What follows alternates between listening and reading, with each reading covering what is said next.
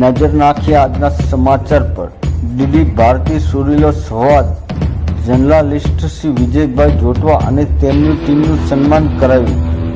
તાજેતરમાં ડીડી ભારતી સુરીલો સંવાદ દ્વારા ગુજરાત સરકાર શ્રી ગાંધીનગર માન્ય ભાટિયાની નવ ગુજરાત સંગીત વિદ્યાપીઠની મુલાકાત લેવામાં આવી।